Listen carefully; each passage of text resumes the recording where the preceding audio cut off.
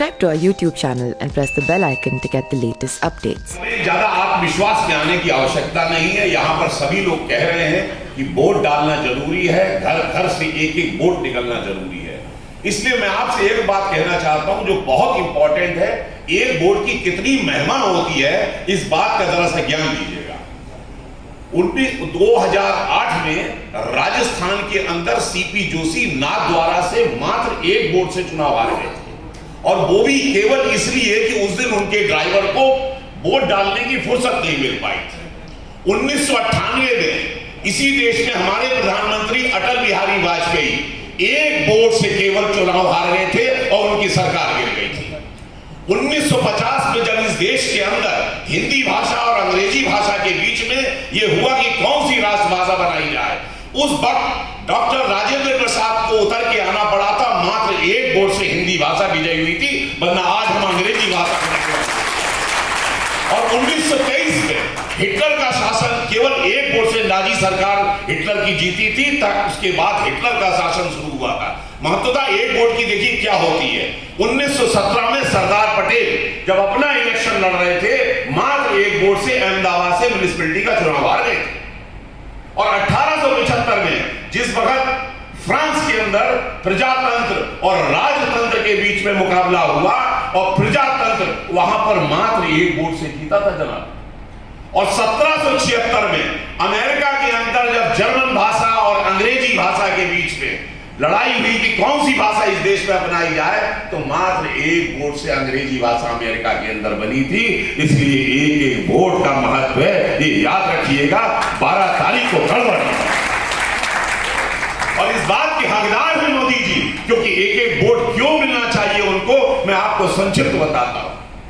मोदी जी के आने के बाद अगर तरक्की का सिलसिला देखा जाए तो ऑटो इंडस्ट्री में हिंदुस्तान ने जर्मनी को पछाड़ कर नंबर 1 आ गया। अगर ये देखा जाए रशिया को पछाड़ के हम लोगों ने बिजली में नंबर 1 हासिल कर लिया है। टेक्सटाइल इंडस्ट्री के अंदर हमने इटली को पछाड़ दिया है। और जो रेलवे के कोचेस होते हैं, इन कोचेस में हमने इस साल 18-19 में 6,713 कोचेस बना के चाइना को भी पीछे कर दिया है। 12,000 हॉर्स पावर का जो हिंदुस्तान में संभव नहीं था, 4 कंट्री स्वीडन, जर्मनी, रशिया और अमेरिका 12,000 हॉर्स पावर से कम का उनके पास इंजन था, हिंदुस्तान ने वो भी हासिल कर लिया है। यह है तरक्की। तरक्की यह है कि 7% पिछले 5 साल से इस देश की जीडीपी चल रही है। यह है तरक्की। छठी विश्व की सबसे बड़ी व्यवस्था अर्थव्यवस्था, यह है तरक्की। भारत की फौज 4थे नंबर पे मोदी जी ने ला दी, यह है तरक्की। हथियारों का मामला हो, किसी भी मामला हो, मैं छोटी जनरल बात करता हूं। हो सकता है आपने पनडुब्बियां ना देखी हो सकता है आपने सबमरीन ना देखी हो, मैंने भी नहीं देखी है, लेकिन आपने हाईवेज तो देखे। इन हाईवेज को देखिए कि क्या इसके अंदर प्रगति है। आप ईस्टर्न पेरिफेरल रोड देखिए, वेस्टर्न पेरिफेरल रोड देखिए, रेलवे देखिए।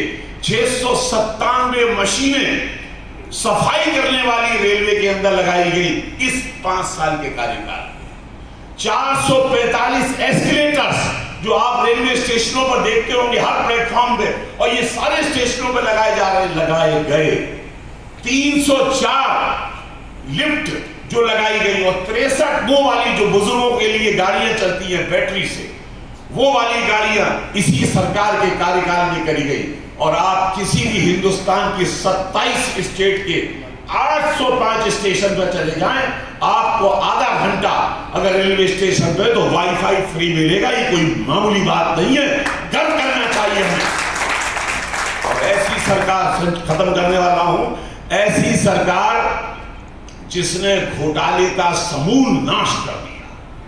आप इनके घोटाले की बात देखेंगे कि किस तरह से किया है।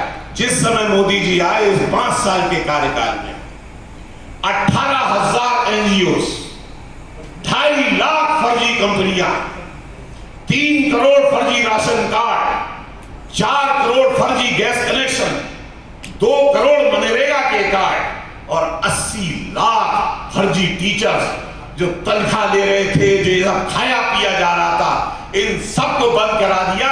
इसीलिए सब मोदी जी के ऊपर कीचड़ उछालने में लगे हुए हैं। पर मोदी एक अवतार है, ये याद रखिएगा। मोदी कोई इंसान नहीं है। और अंत में समाप्त करता हूं इसी कि मोदी जी के बारे में जो मेरा पहले से मानना था और आज फिर कहने जा रहा हूं, यदा यदा हि धर्मस्य ग्लानिर्भवति भारतो अभ्युत्थानम् अधर्मस्य तदात्मानं सृजाम्यहम् पवित्राणाय साधूनां विनाशाय दुष्कृतां धर्म संस्थापनार्थाय हम भवामि। जाइए। जय श्री राम।